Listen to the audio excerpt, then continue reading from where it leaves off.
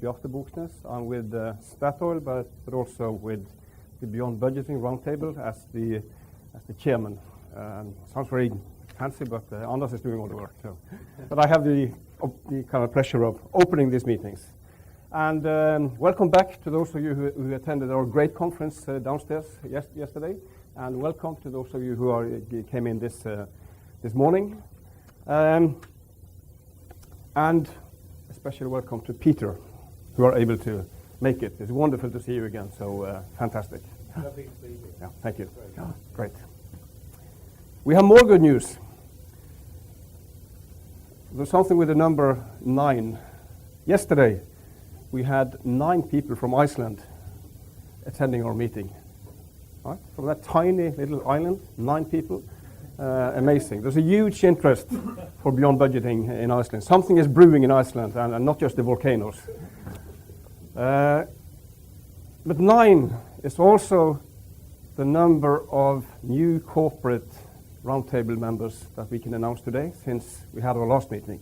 We have never, you know, when you've been here before, I mean, we always announce, well, you have joined us since last time. We have never announced 9 new corporate members. And the list is so long that I simply need paper to remember all of them. So a big welcome to Leo Pharma, a Danish pharmaceutical company, around 5,000 employees. Arla Foods, the dairy giant, 10 billion euros they have signed up. Egmont, media company, 4,500 people. Velux, you know, the window company, 10,000 people signed up. Ernst & Young, I don't think they need any introduction. This is Ernst & Young in Norway. Big welcome. MT Højgaard, it's a leading construction, civil engineering company in the Nordic area. We got a company called Miles. It's a Norwegian IT company. They signed up because they said they wanted to learn. I'm very glad they signed up, because I think we are the one that can learn from Miles, because I think they are more beyond budgeting than anyone in this room. Exciting company, and we're going to hear more from those guys. Unfortunately, they couldn't make this meeting. SKF, Swedish giant, bearings, 50,000 people. And last but not least, Henning Olsen. It's a Norwegian ice cream producer, one of my favorite ice creams. So this is simply fantastic, and it's not going to end here, I'm sure. Anyway, I leave the word to Anders for some further words on what has happened in the roundtable. Also, warm welcome to all of you from myself. Again, to the new faces I haven't seen before. My name is Anders Olesen. I spent most of my time working for this network. In addition to that, I also practice a consulting company in Denmark. But most of my time and effort and my heart is definitely in doing this stuff here. I would like to say a few words about what has happened since we last met. And fortunately, like Bjarte said, a lot is going on, and also my list is also pretty long. I'll try and be brief, so that we can get on with the really very interesting speaker that is coming up next. But just a few words about what has happened since we last met. One of the things that you'll notice is when you go into the internet and visit our webpage. If you didn't do that, please do so. We very recently launched a new website, which I'm very happy with. I think this shows a lot about what we're all about, and reflects the energy that we're trying to create in this movement. So please visit it and start using it even more than you do already. These meetings is something that we've been doing for many years. One of the new things we started doing earlier this year was to do open conferences in order to spread the word about Beyond Budgeting. As you may recall, we held one in Brussels in the spring. We held one here yesterday with the size of people as we are today. Great input, a lot of interest. And 2 weeks ago, Bjarte and myself were in Kuala Lumpur in Malaysia, where we also held a similar event, also seeing a lot of interest in that part of the world. So we're really trying to spread out and reach many more people than we've done in the past. We do a lot of speaking engagements, and I'm not going to go through those because the list is so long that it will take almost days or hours to go through it. Especially BBRT is extremely active. Again, if you visit our website, you'll see a lot of the places, not all of them, but a lot of the places, the conferences he goes to. And you may want to also yourself or encourage others to go to some of these if they're in the neighborhood for you guys. A lot of other people are also looking into the same stuff that we're doing, looking into how you can improve your management models. So I would also encourage you to look elsewhere as well to learn. We've done a lot of, or several articles and case stories. Steve managed back in May to get us on the cover of the CFO magazine in the States, which was great. We have written case stories about a couple of companies. Marit, who is here with us today, wrote a great article, co-authored a great article about Agile and Lean and recently David Dugdale, where is he, wrote an article based on experiences from Aviva. And by the way, BBRT and I, we had the pleasure of visiting Aviva just the other day, and when we left the meeting, the CFO did a thumbs up, yes, we are going beyond budgeting as well. So that was very encouraging, so we hope that we will have another member, another follower in Aviva, which is, as you know, may know, it's I believe it's the biggest insurer in the UK, so it's very encouraging. One of the things we also started since the last time was to expand on the concept of having local partners representing us in markets, and we encourage those partners, the few that we have so far, to start doing local workshops with the members locally, and that has really worked very well for us.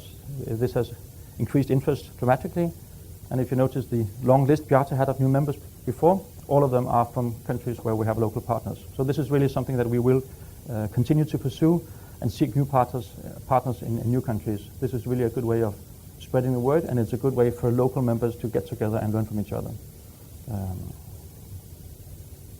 And there are a few more things, but I would, these are the main things that have happened. Just a few more words, yes, on academics. And we reached out to different academic institutions in Portugal. We started, or they have started, to put Beyond Budgeting into the executive education, which is very encouraging. And yesterday we had the pleasure of having Julian Birkinshaw from London Business School, professor from London Business School, attend and talk about what he sees as what is going on in management, or what should go on in his mind within management. So a lot of interest in many areas, and we really do what we can to reach out and learn from other communities, cooperate with other communities, again, in order to spread the good news. Because I really truly believe that if companies are able to grasp these ideas, there is a huge potential. There's a huge potential to have a competitive advantage if you can really change your management model. And I really truly believe this. I mean, a lot of companies, when they talk about innovation, they think about products and technology, and seldom they think very much about how they manage companies. But I think there is a huge potential for so many of us. So this is really the key thing for me to get out there. And what we try to do, and in a few minutes I'll leave the floor to John Simpson, who's here to talk about how they in their company have managed to introduce a very radically different management model that has done them very good. So I am very happy to hand over to you, John, if you're ready. Warm welcome to John. Just a few words as introduction. I came across a book written by John. I don't know when it was written, but I came across it about half a year ago. Read it immediately. It's called Upside Down Management. It's also one of the books we recommend on our website. If you hadn't read it yet, I would encourage you to read it. It's very, very interesting.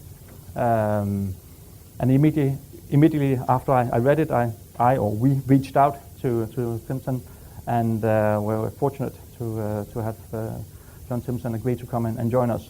And just the other day when I passed through Paddington Station, I came past one of the Simpson shops, and I couldn't help going in and ask the manager, or tell the manager that, well, I was having the pleasure of meeting his ultimate boss in a few days' time.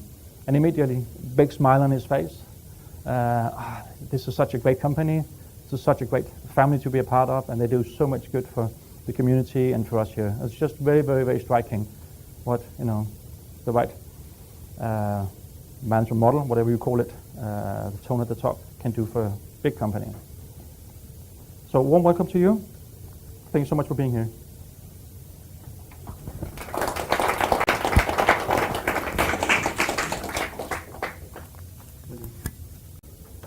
I hope the technology is all going to... It'll come.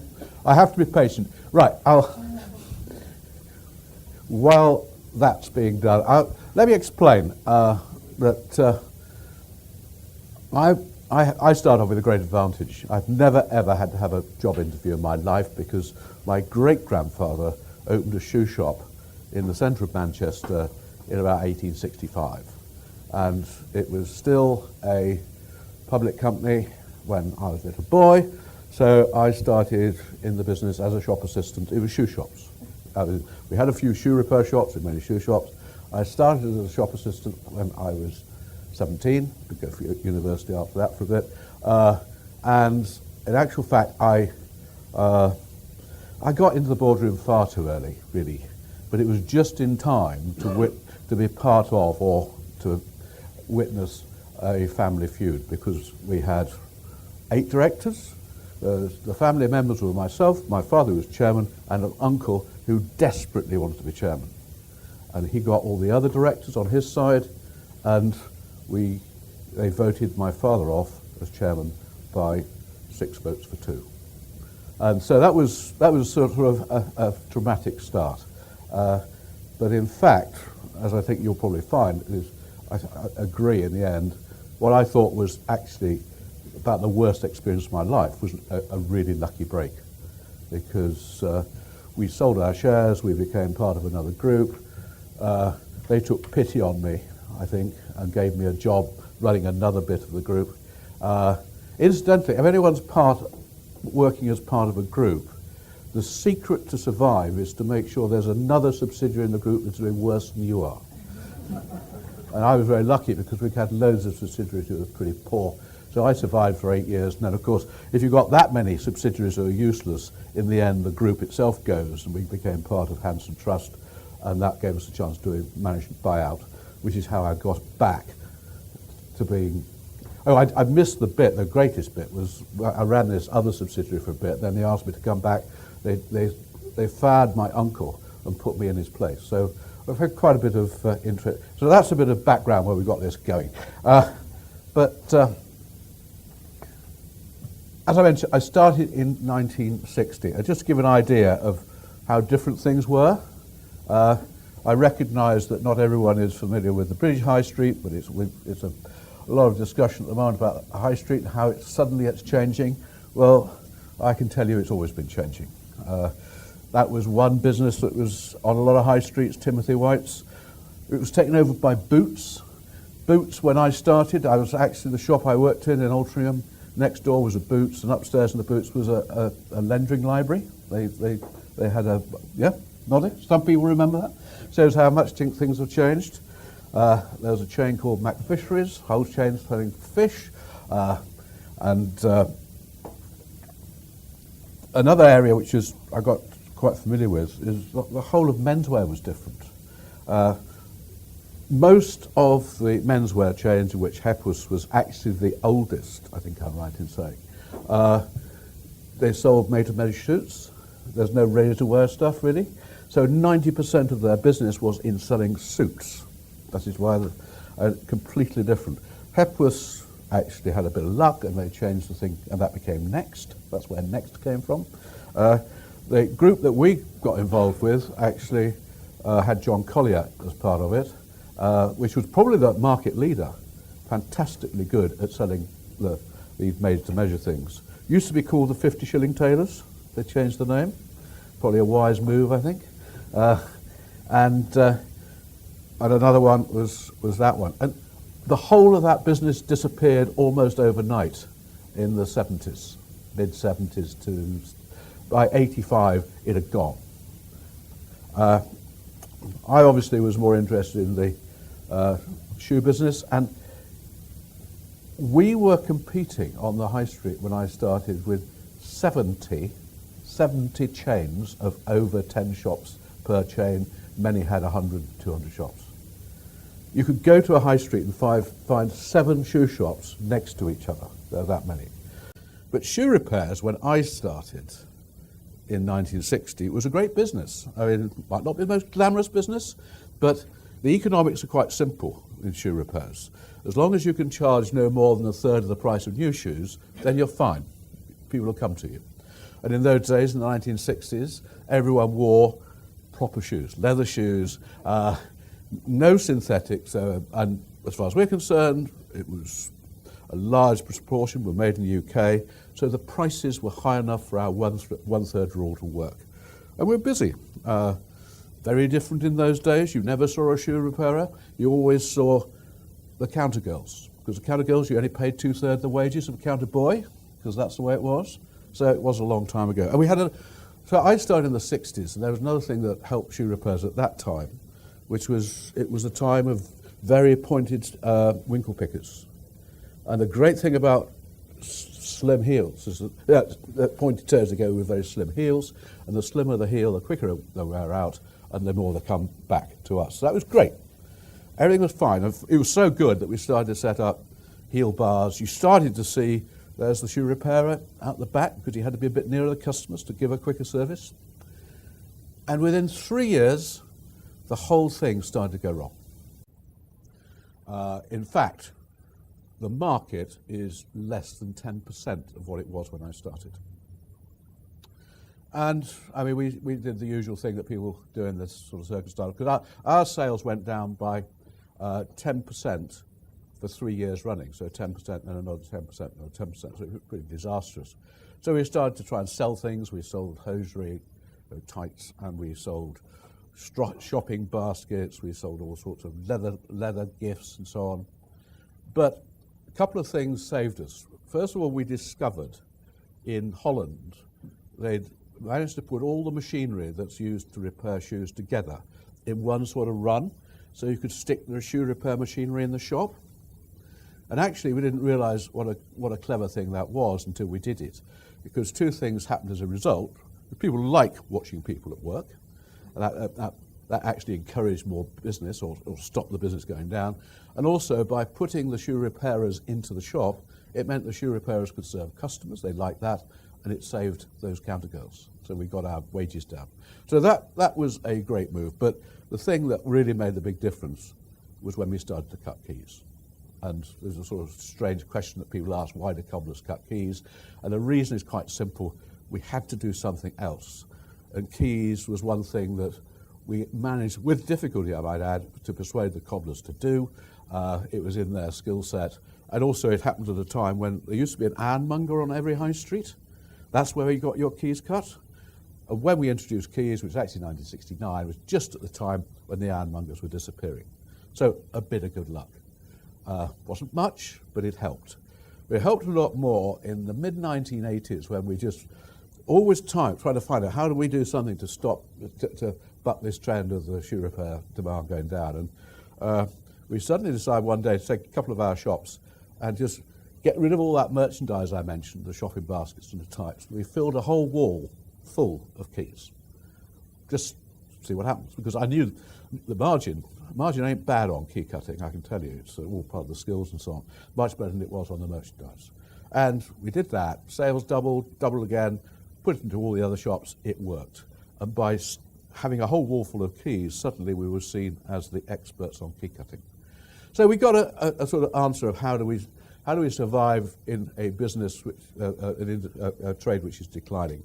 And that's to do something else. So we did key cutting, we did engraving, pretty modestly, pet tags, quite a big business, very useful.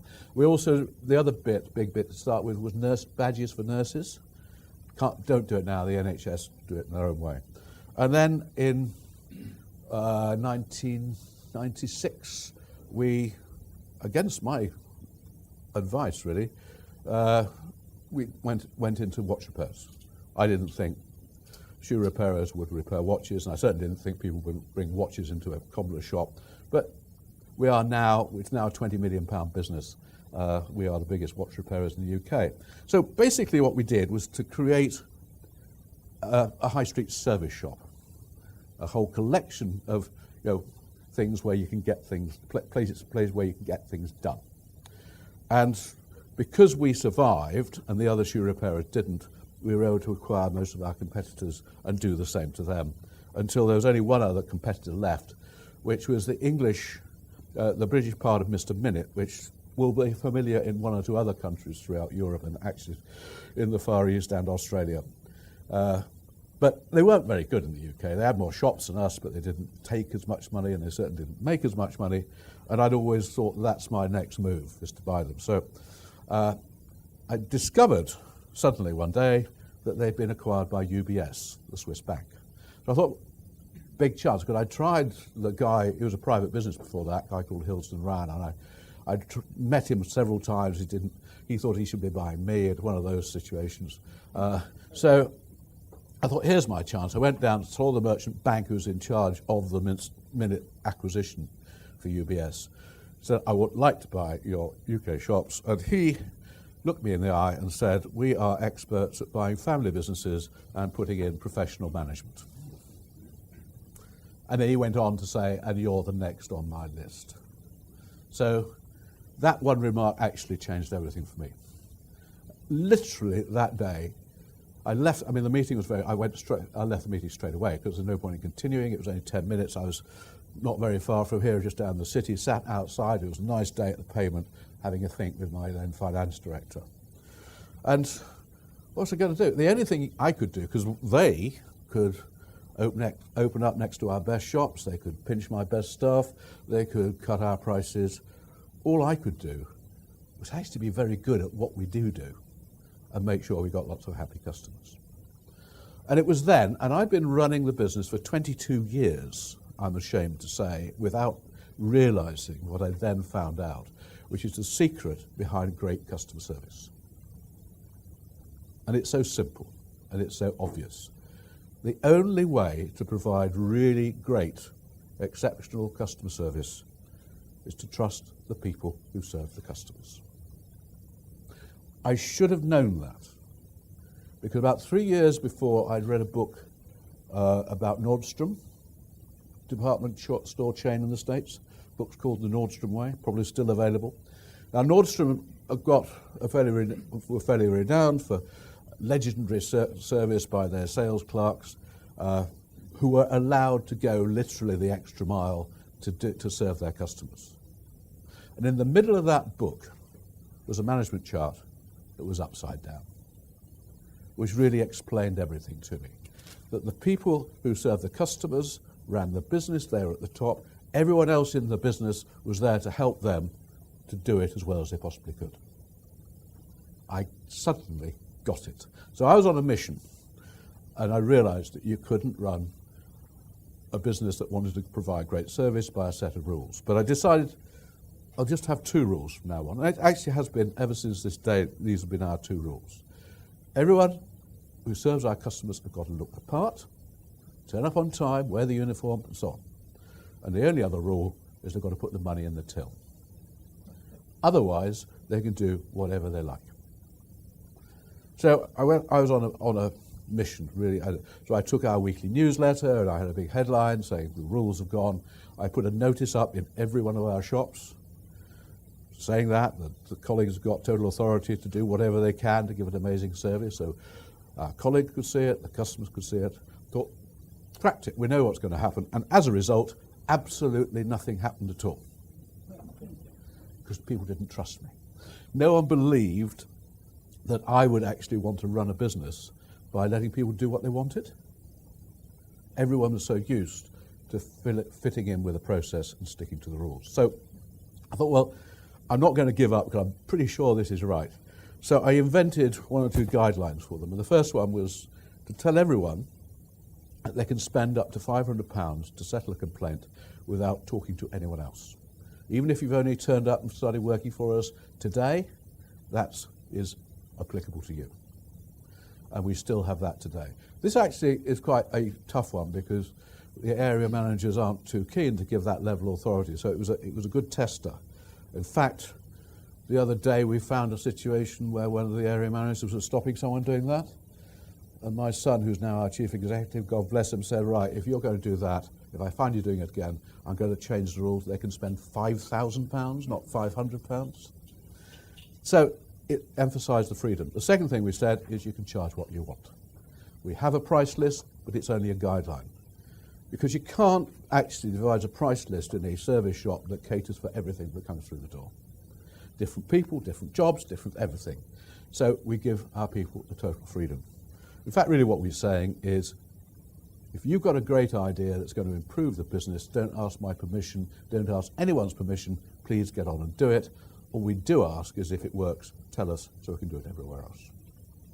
So that, I coined this phrase, upside down management, is how we've been running the business for the last, getting on for 20 years now, 17 years I think. And we've learned all sorts of lessons along the way. It took us 5 years to get it going. I'll come back later why it took so long. But probably the biggest lesson we learnt was that it only works with the right people. I want loads of people like Bob. Now, Bob has, for the last 15 years plus, been running our shop in Taunton in Somerset. Fairly modest-sized town, amazing size of turnover he gets. Everyone's heard of him in Taunton because he's fantastic, he does it his way. And I just want more and more people like Bob. But when we started, the trouble was that our recruitment, which is mainly done by our area manager out in the field, they were recruiting shoe repairers or key cutters or later watch repairers. And I didn't want shoe repairers or key cutters. I wanted people with personality like Bob. Because if you get people with personality, I could teach them the shoe repairing and key cutting. But if I get a grumpy cobbler coming our way, I can't teach him personality. And we had to find a way to get the people who are doing the recruitment to understand its personality that we're interested in. And we came up with the answer, which is my interview form, interview assessment form. And here it is. It's just a series of little cartoon characters, Mr. Helpful, Mr. Punctual, Mrs. Honest, Mr. Personality, and there are more. There's Mr. Scruffy, Mr. Grumpy, Mr. Dull, and Miss Fib. And all we ask the interviewer to do is to tick the boxes that are closest to the person who they're interviewing. As simple as that. We don't bother about psychometrics testing or putting them into teams to build something to see how they get on. We're actually not really interested in the CV or what they put on the application form, because most of it isn't true anyway in other cases. We just rely on my misdemeanor thing. And then, if we think they're the right personality, put them into one of our shops for a day, working alongside an existing colleague, and that basically tells us all we need to know.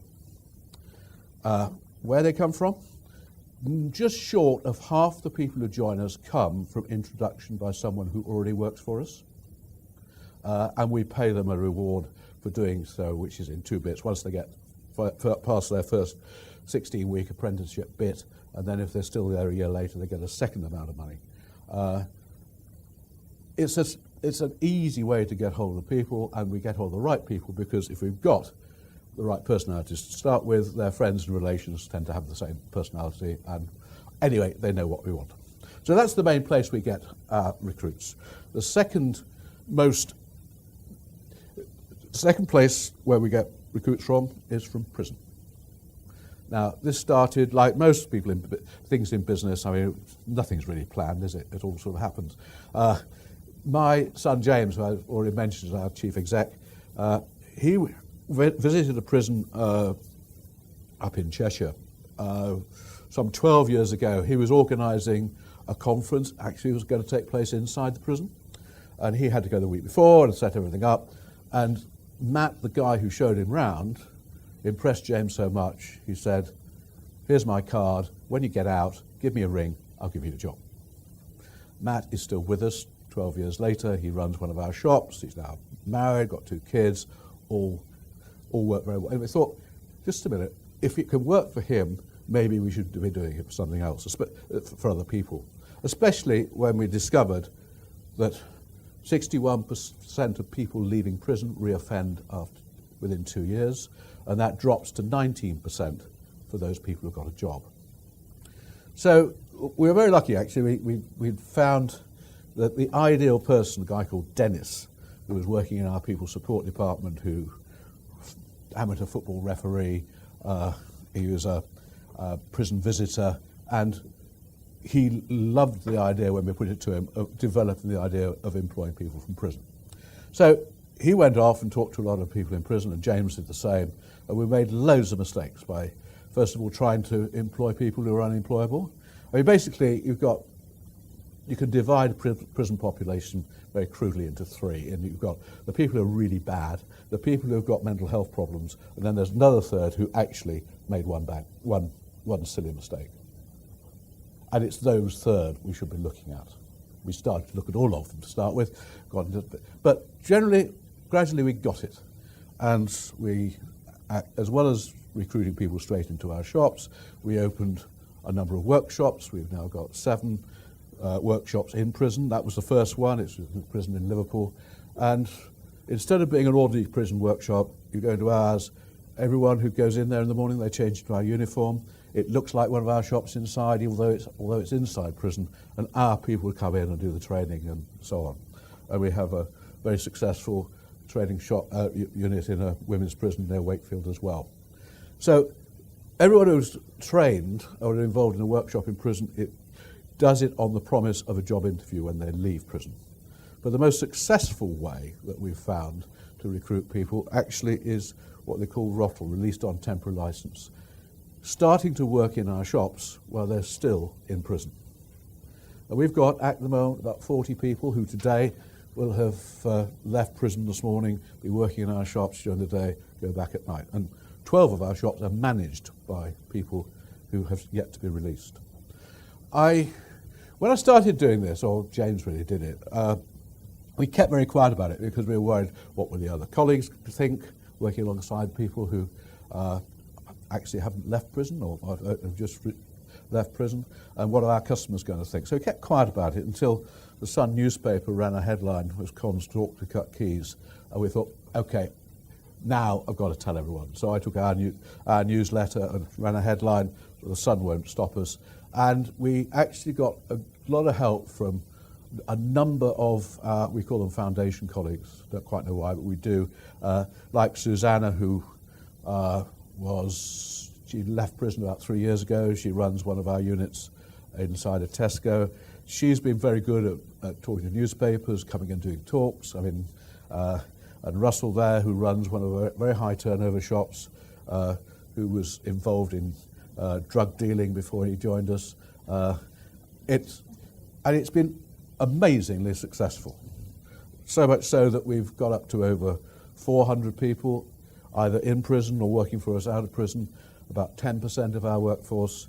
And you remember that 61% figure of people who reoffend? It goes down to 19% if they get a job. Our experience is about 3%. So you can understand why we've made that quite an important part of our business. But the most important thing that we do is to find the people who are great, like that crew, and look after them. If I've got people who are the right personality, I will do anything to look after them. And my main way of looking after people who work for us is the area management team. Now, I said to you, it took us 5 years to get this upside-down management thing going, and the problem was to get middle management to do it. And I totally understand their point of view. They work. Everyone in our business is promoted from within. Even then it was. And they'd worked up from being a lad. They'd been told off by the area manager, the man with the suit and the briefcase who came round with the orders, and now they'd got the job and they wanted to do the same. And I turned around and say, no, you're not going to do that anymore. Your job is to look after the people who are in your team and let them do their very best. And they came up with, there are two main arguments, there are two main issues. One is, but if I let everyone do what they want, how can I be held responsible for the results? I've got to tell them what to do if I'm going to be held responsible. And then the other one is, if I let them do all these things, what is there left for me to do? And you've got to go through that until they realise the job they're left with is the most fantastic job in the world. It's finding and looking after great people. And we actually came up with a different phrase I think has been very useful to us the last 3 or 4 years, is we've had an aim since then of only having 9s and 10s in our business, and we rate everyone, we love out of 10. If we rate everyone out of 10, which we do, quietly, if we've got a business which has only got 9s and 10s, we reckon it'll be a fantastic business. So basically anyone who comes along who's a 9 or a 10 in our view, even if we haven't got a place at all, we'll put them on the subs bench. And that's important, to have plenty of people waiting on a waiting list to join us. Because if the most important job of an area manager is to recruit 9s and 10s, the second most important job is to get rid of the people who are no good, the drongos. One of the best things we can do to look after the people who are great in our business is to make sure they don't have to work alongside people who are no good. And most organisations find that difficult because they think there's some great sort of legal framework that stops them doing it. We don't bother about that. We try and avoid getting anywhere near a warning letter or anything like that. Very simply, we have a conversation which we term part as friends. Simply telling people the truth, which your best will never be good enough for us, and it's time, this is a Disney phrase this, it's time for you to find your happiness elsewhere. And we do that as quickly, as nicely, and as generously as possible. And do you know we don't get involved in tribunals? It really does work. So that's all part of, I've done all sorts of little books. I've heard my wife get very annoyed when I write another book, because she does. And, but in our How to Be a Great Boss is really telling our managers, particularly our area managers, how to look after their people, because that's what being a manager is. And we tell them to do an awful lot of listening, because one thing that we've learned is that if we've got someone who's a 9 or a 10 and their performance goes off the boil, you can guarantee almost that there is a problem in their life which is outside work. And the more you can find out about that, the more it can help. So our managers, particularly our area managers, spend a lot of their time trying to help people with all the various problems that face just about everybody in one form or another. Because if we can sort out the things that worry them outside work, they're going to be better people and do a better job for us. And one particular problem that we have, our people are great at cutting keys and repairing shoes, but when it comes to looking after their own money, they're pretty useless. And we find it just so much easier. If they get into debt, personal debt of about £1,000, £2,000, that sort of figure, if they can get them soon enough, we just lend them the money. We always get it back, and also it stops them breaking rule number 2. Remember what rule number 2 was? Put the money in the till. So quite a bit of the management time is spent in supporting our colleagues, but also there's the nice bits. For instance, we just bought the 8th holiday home that our people stay at for free. No drongos, none of those people are no good. They won't get there, but 9s and 10s are welcome. And everybody who works for us gets their birthday off. And if you don't do that, do it, because everyone loves it. And also, it means everyone knows the boss always then knows when all their people's birthdays, so they can send them a card, buy them a present, and so on. So we have a fairly bizarre way of doing things to some other people's way of thinking. I think part of the inspiration or the reason I put down, I blame on my wife. That's me on our wedding day. I should have realised that what I was letting myself in for, because Alex was, before we got married, a nursery nurse, a nanny. So her thing was looking after kids. And we had 3 children. And then when the youngest of the 3 children went to school, Alex looked around for something else to do and came across an advert for foster care So she applied, and we saw a lot of social workers. I was asked a lot of questions. We went to some panel or other. We were approved, and I forgot all about it. Then suddenly, one day I got home, and I discovered I got 2 more kids in the house. And that was a long time ago now. God, it must have been nearly 40 years ago.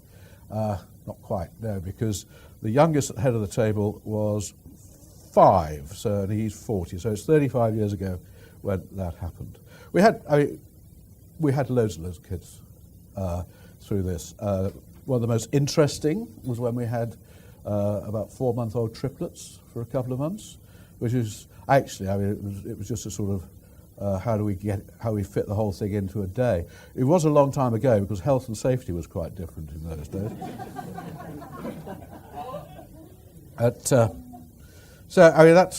That gives an idea of that's about half, not quite half, of the children that we've had.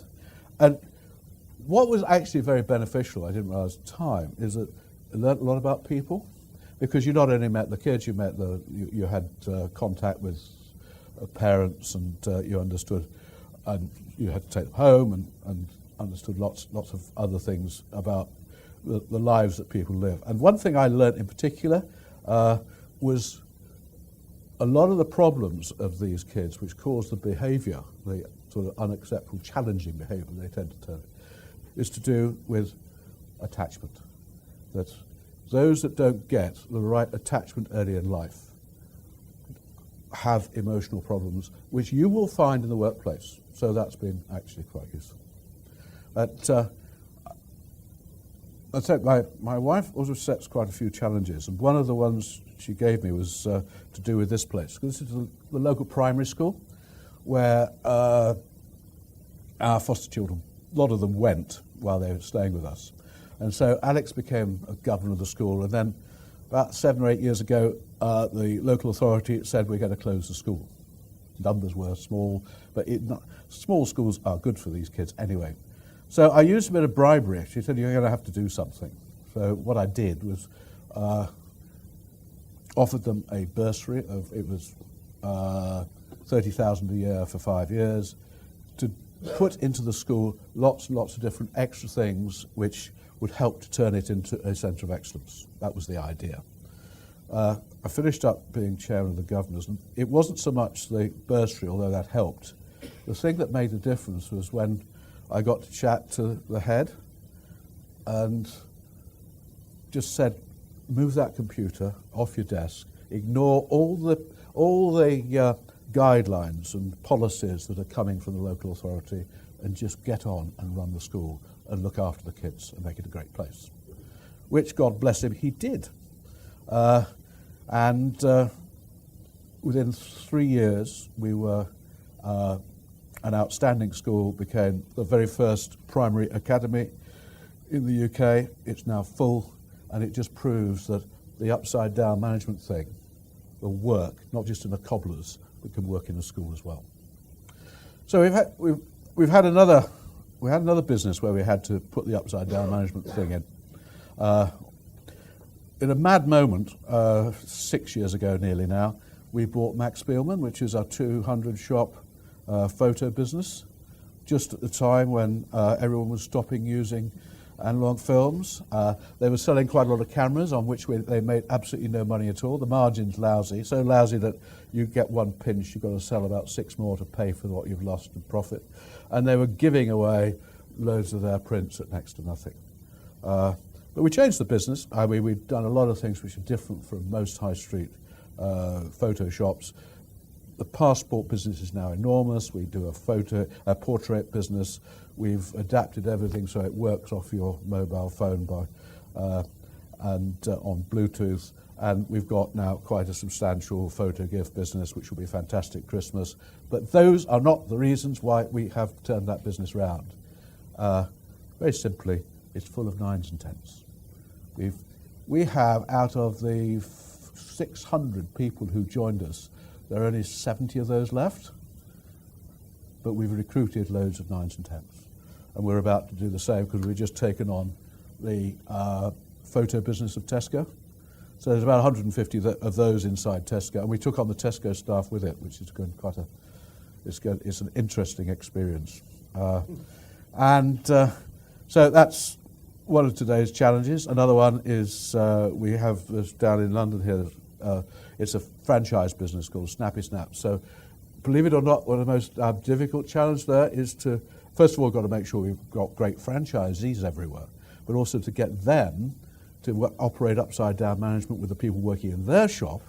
Do you know, I go around, I visit them but it's not my shop, we're just a franchisor. And they haven't turned up because they've gone off to play golf because they're business owners, so they can do that. And the people in the shop don't know what the figures are. They're not allowed to see what the turnover. So we've got a long way to get that through.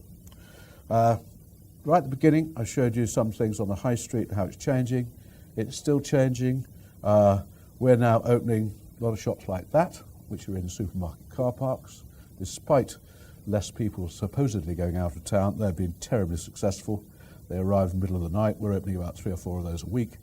And the service, which is the fastest growing service in our business at the moment, is repairs to mobile phones, which is leading on to more sort of tech repairs, which seems to be a long way from cobblers to mobile phones, but that's what we're doing. If you remember the guy who was the expert at putting professional management into family business, well, the Mr. Minute business in the UK lost 120 million in the 4 years after I had that conversation. And we actually bought the shops we wanted for £1, so that was fine. We've now got about 1,350 outlets that we're operating, and I still believe the way to do it is to trust the people who serve the customers to do it the way they know best.